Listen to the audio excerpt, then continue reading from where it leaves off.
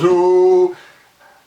Aujourd'hui, pour cette capsule-là, on termine le chapitre sur le champ magnétique. Donc, on a vu, c'était quoi le champ magnétique? On a vu, bon, le champ magnétique d'un fil par la loi générale Biot-Savart. On a vu un cas intéressant particulier qui était le champ magnétique d'un fil infini. Or, il nous reste un autre élément qui produit des champs magnétiques qui est vraiment super intéressant. C'est peut-être le cas le plus intéressant, le plus près de la réalité. C'est qu'est-ce qu'on appelle un solénoïde. Donc, qu'est-ce qu'un solénoïde? C'est un enroulement de fil sur un support cylindrique. Donc, vous voyez mon support ici. Donc, ici, j'ai des milliers et des milliers de tours de fil dans ce cas-là. Et ce système-là produit un champ magnétique très intéressant. Donc, si on fait des expériences, souvent, le solénoïde, c'est une bonne idée pour produire un champ magnétique vraiment intense dans une certaine région d'espace. Donc, là, ici, normalement, au point de vue théorique, pour trouver l'équation du solénoïde, j'ai besoin d'une loi qui s'appelle... c'est sûr qu'on peut le faire avec Biot-Savart, mais Biot-Savart, donc là, on est obligé de faire une intégrale en 2 ou 3 dimensions. Ici, ça serait presque du 3 dimensions. Donc, c'est un petit peu plus compliqué. Donc, ils font dans le livre, cette année, on dit, bon, 3 dimensions, on va laisser tomber.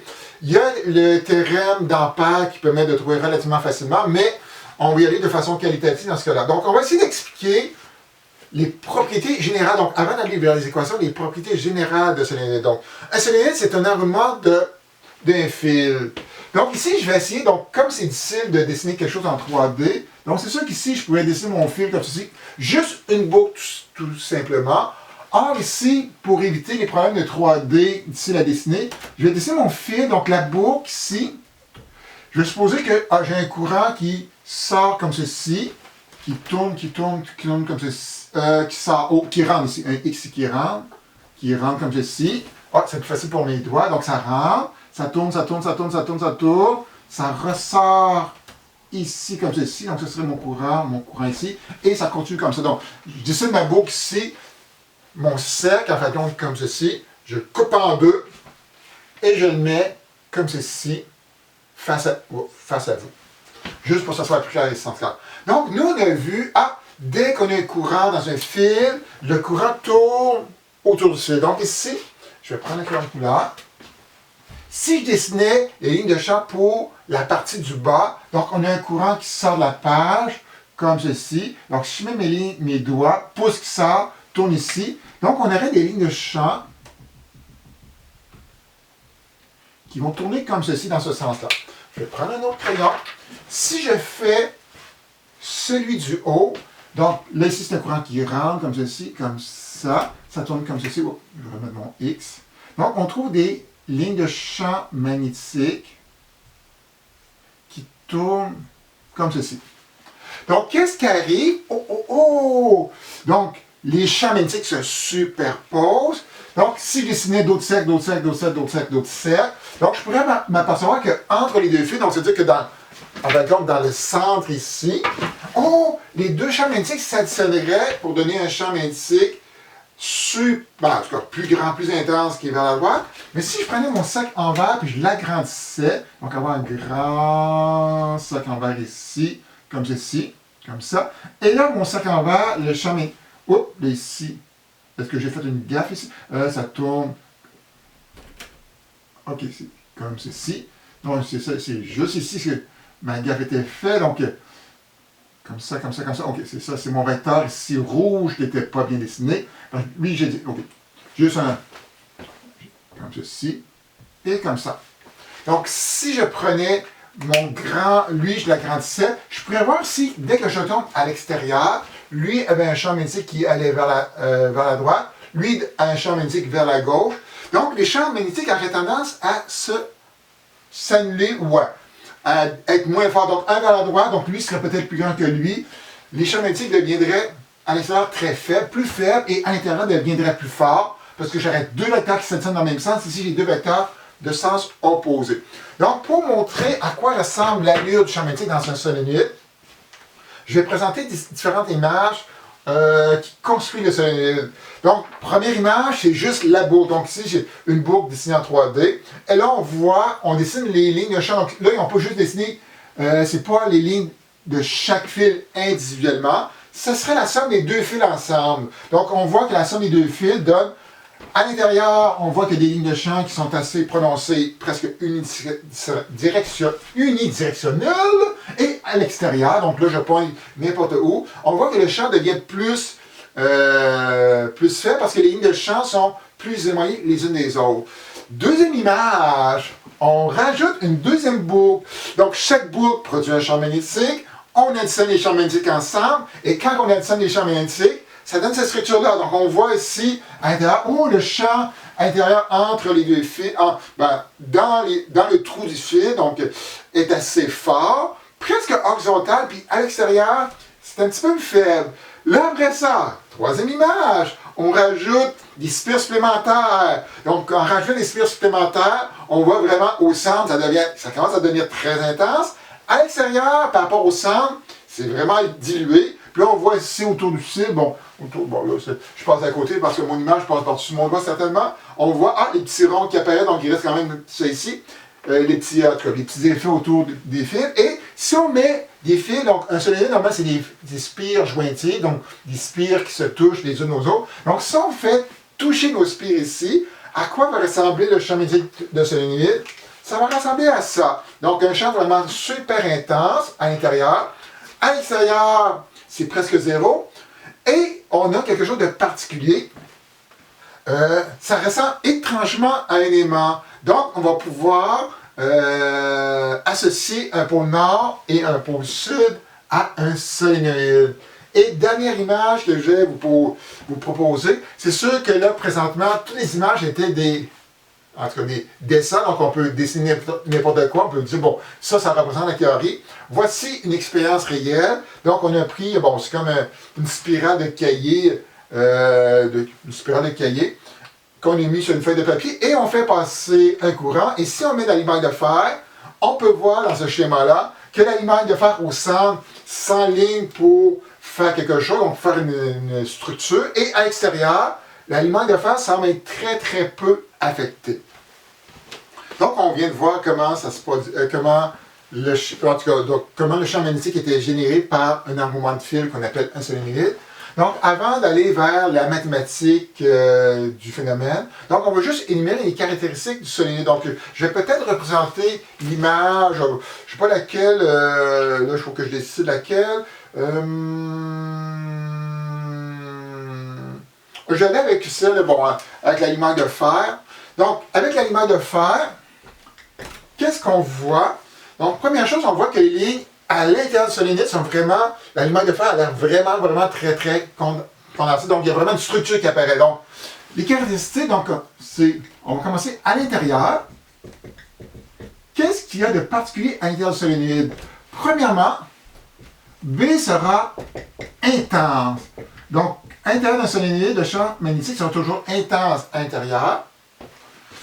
B, pour certaines situations, donc on va préciser quel cas, le B est aussi constant. Donc, sur la figure, on peut voir que c'est sûr que c'est un peu, c'est une figure. On voit que les lignes de champ sont vraiment toujours à peu près équidistantes les unes des autres. Donc, on a quelque chose qui est très intense, qui est constant. Et on voit que le B, il est parallèle à l'axe du solénoïde. Donc, si j'ai mon solénoïde qui est horizontal, le B est parallèle à cet axe-là. Et si on va à l'extérieur du solénoïde, l'extérieur ici, donc qu'est-ce qu'on a? Donc, c'est sûr qu'on ne voit presque rien. Donc, nous, on fait l'approximation que le B à l'extérieur, comme ceci, est presque zéro, est presque nul. Donc, tantôt, je vais faire une petite remarque sur ce cas-là ici. Donc, on a les caractéristiques d'un solénoïde. Or, nous, qu'est-ce qui nous intéresse? C'est certainement pas juste avoir les caractéristiques, c'est d'avoir la valeur de B et son orientation. Donc, pour l'orientation, je vais y aller comme ceci. Donc là, j'aurais peut-être dû effacer mon tableau, en tout cas, arrêter la capsule puis recommencer. Donc, l'orientation, ça va être encore la main droite. Et quelle main droite? C'est la main droite courbée. Donc, celle que j'ai parlé dans la capsule précédente. Donc, la relation entre Ignace Bourget, I et B. Pensez Ignace Bourget. Donc, Ignace Bourget, on tourne en rond. Donc, s'il y a une quantité qui va en ligne droite, l'autre quantité tourne. Donc, ici, dans le cas d'un solénoïde, oh, qu'est-ce qui tourne? C'est le courant. Qu'est-ce qui va aller en ligne droite? C'est le B. Donc, ici, je vais faire une petite situation avec vous. Donc, j'ai un enroulement de fil sur un cylindre. Quelle sera l'orientation de B dans ce cas-là? Donc, la pile détermine le sens du courant. Donc, le courant conventionnel sort de la borne positive pour aller vers la borne négative ici. Donc, c'est-à-dire que le courant qui circule dans ce solénoïde-là, il va monter ici, redescend vers l'arrière, remonte, remonte, remonte, descend vers l'arrière ici dans ce cas-là. Si vous avez de la difficulté avec un solénoïde, c'est quand prenez un crayon dans votre main. Donc ici, mon crayon représente mon solénoïde. Dans quelle direction monte le courant? Est-ce que le courant monte à l'avant ou monte par en arrière ici? Donc ici, dans ce cas-là, le courant monte par en avant, donc c'est que mes doigts devaient passer à l'avant, se replier ici pour aller vers l'arrière. Donc je cherche une manière, bon, est-ce que ça va être, on va y aller comme ceci. Donc monte, replie, passe par en arrière comme ceci, et mon pouce donne l'orientation de B. Donc pour cette situation-là, donc le pouce ici pointe vers la gauche. Donc vous allez avoir un B ici qui traverse le solénoïde, qui sera de ce sens-là ici. Donc un B de la gauche, de la droite vers la gauche. Et un solénoïde est souvent associé, se comporte comme un aimant. Donc on a vu pour un aimant où le côté où sort les lignes de champ, c'est le pôle nord. Et le côté où entre les lignes de champ, c'est le pôle sud. Donc ici, on peut associer un nord, un sud au solénoïde. Donc, avec la règle à main droite, on a vu comment trouver l'orientation, mais il faudrait aussi avoir une information sur le module. Donc, pour trouver le module, malheureusement, ou vous allez dire heureusement, on ne peut pas faire les démonstrations. Donc, il y aurait moyen avec le BioSavoir de trouver le module, donc de décomposer un petit DQ, de faire la somme. Sauf que c'est quelque chose en 3D, puis c'est pas évident. Il y a une autre possibilité qui est le théorème d'Ampère, mais on a décidé de passer par-dessus le théorème d'Ampère. Donc, c'est l'équivalent du théorème de gaz, mais appliqué au magnétisme. Donc, on va y aller directement avec la formule. Donc, la formule qu'on va montrer, c'est une approximation. Donc, c'est pour un solénoïde qui est très long. Donc, ou infini. Donc, souvent, on voit le mot infini, mais on devrait utiliser le mot très long parce que infini, ça n'existe pas. Donc, qu'est-ce qu'un solénoïde infini ou très long? Généralement, c'est un rapport entre le rayon et la longueur ici. Donc, généralement, si la longueur est plus grande que 10 fois le rayon, l'équation que je vais vous montrer est valide. Bon, est relativement valide. Donc, ici, c'est une bonne approximation des phénomènes physiques. Donc, en laboratoire, vous allez faire quelque chose sur le solénoïde. Et généralement, votre solénoïde est approximativement 10, la longueur est au moins 10 fois le rayon de votre solénoïde ici. Donc, le module du champ magnétique est donné par quoi? Est donné par mu0, donc la fameuse constante magnétique. On va le remarquer ici juste pour la forme. Donc, 4pi par 10 moins 7 Tesla mètre sur ampère de mémoire. Donc, jusqu'à présent, il n'y a pas beaucoup de personnes qui m'ont écrit « Monsieur, dans votre capsule, vous avez dit telle chose » et c'est pas vrai. Donc, ça peut arriver des fois pour les unités. Le N, c'est le nombre de spires. Donc, c'est sûr que plus que de tours de fil, plus que c'est un champ magnétique grand qui pourrait être produit. Donc, N, c'est le nombre. Donc, vous allez voir le terme spire, de spire ici, ou encore un synonyme tour. Donc, le terme scientifique, c'est spire, mais on pourrait dire le nombre de tours. L, c'est la longueur sur laquelle se distribuent ces spires-là. Donc, c'est la longueur, généralement, de votre solénoïde, qui est en mètres, et I, c'est sûr, c'est le courant. Donc, plus que le courant est important, plus que le champ magnétique sera intense. Donc, ça, c'est logique, ça aussi. Donc, on a cette équation-là, mais parfois, au lieu de donner la longueur du solénoïde et combien de tours qu'on fait, souvent, on va aussi y aller par, qu'est-ce qu'on appelle, le nombre de tours par unité de longueur. Donc, qu'on appelle petit n, qui est en réalité grand N sur L ici. Donc, si vous avez 10 000 tours sur 50 cm, donc 10 000 sur un an, bon, j'ai sorti deux chiffres que j'aurais dû prendre. Ben, non, ça se fait bien, la division de mal.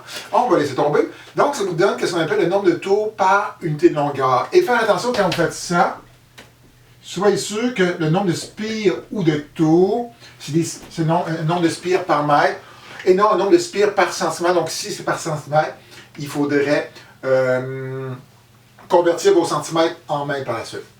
Donc, cette équation-là donne le champ magnétique pour un solénoïde très long ou infini. Mais on va ouvrir parenthèse, donc on peut aller un petit peu plus loin. Ben, c'est pas tellement plus loin, c'est 2 pas plus loin. 1, 2 ici. Donc, je suis là et je reviens. Donc, un petit peu plus loin, qu'est-ce qui arriverait si le solénoïde n'était pas très long ou infini? Donc, je vais dessiner un solénoïde ici comme ceci. Comme ça, comme ça, comme ça, comme ça. Je vais dessiner un système ici, un système d'axe. Donc, le champ magnétique en fonction de la distance ici. Donc, généralement, qu'est-ce qui arrive? Donc, au centre du solénoïde, donc ça, c'est mon solénoïde, comme ceci. Donc, au centre du solénoïde, le champ serait généralement uniforme, uniforme, uniforme. Quand on approcherait des barres, et là, c'est ça, ça dépend de la longueur du solénoïde. Donc, cette décroissance-là peut se faire se fait plus loin ou plus proche du bar. Donc, quand on a des extrémités, comme ici, comme ceci, donc si on avait B ici, quand on sort, on va atteindre la moitié du champ, donc B sur 2, et après ça, ça décroît comme ceci. Donc, on aurait la même chose, donc comme ça décroît comme ceci. Bon, certaines décroissances. Donc, même si on dit que le champ, donc nous on fait l'hypothèse que le champ magnétique à l'extérieur est nul, donc ici au bout, il n'est pas tout à fait nul, donc vraiment au bout, peu importe le modèle, on arriverait à la moitié du champ qui est au centre, le champ maximal, et après ça, ça se met à décroître en 1 sur R ou 1 sur... Donc en 1 sur une certaine puissance, donc pour éviter de dire une connerie ici. Donc ça donne un meilleur aperçu de la réalité pour les solénoïdes. Donc si on veut faire une expérience avec un champ uniforme, donc possiblement on se concentrait sur la région centrale de votre solénoïde. Donc, avant de terminer cette merveilleuse capsule, on va aller voir juste un cas qu'on n'aborde pas dans votre livre. Dire que c'est abordé, je ne m'en souviens vraiment pas. Donc, il y a les solénoïdes, donc, qui sont un système donc, avec beaucoup de spires. Donc, si on fait passer un courant à l'intérieur, donc ici, un petit morceau qui vient de tomber, on retrouve un champ magnétique, mais il y a un autre système d'embobinement où on a un effet semblable. Donc, je vais vous présenter ce qu'on appelle, là, je vais juste effacer ça ici, juste pour marquer le mot. Donc, on appelle ça la bobine toroïdale, ou tout simplement le tor. Donc, qu'est-ce que le tor? Voici un tor. Donc, un tor, en fait, c'est un solénoïde. C'est théoriquement un solénoïde qui replie sur lui-même pour faire un genre de beigne. Donc, c'est un enroulement de fil sur lui-même. Donc, c'est un support cylindrique refermé qui permet d'avoir un champ magnétique très intense. Et si je montre sur la deuxième photo à quoi ressemble le champ magnétique, donc là, on voit encore notre bobine toroïdale. Et les lignes ici nous indiquent le champ magnétique qui est généré à l'intérieur du solénoïde. Et là, il y a quelque chose de particulier. Quand vous regardez les lignes de champ, dans le trou qu'on pourrait dire, c'est un genre de beigne magnétique. Dans le trou du beigne, B vaut 0. À l'extérieur du beigne, B vaut 0. Et on a un B confiné, vraiment confiné, à l'intérieur du beigne, donc dans la partie centrale du beigne. Vous avez un B qui existe. Donc là, c'est vraiment un beau système dans lequel on est capable d'avoir un champ confiné pour faire des expériences. Donc souvent, des fois, il y a des expériences sur les particules. On a besoin d'avoir un genre d'accélérateur de particules avec un champ magnétique. Et ce sont des bobines toroïdales qui nous permettent d'avoir ce type de champ-là, où ce que la particule peut tourner, puis aller peut-être de plus en plus vite avec d'autres systèmes appropriés et des détecteurs pour mesurer les phénomènes désirés. Donc, avec ça, ça termine les solénoïdes ou les bobines solénoïdales, en tout cas on peut dire juste solénoïdes. Donc vous allez voir que les problèmes ne sont pas super complexes, donc c'est une formule à maîtriser, mais le plus dur c'est quand c'est vraiment la règle de la main droite. Donc avec ça, je vous dis yo et à la prochaine capsule.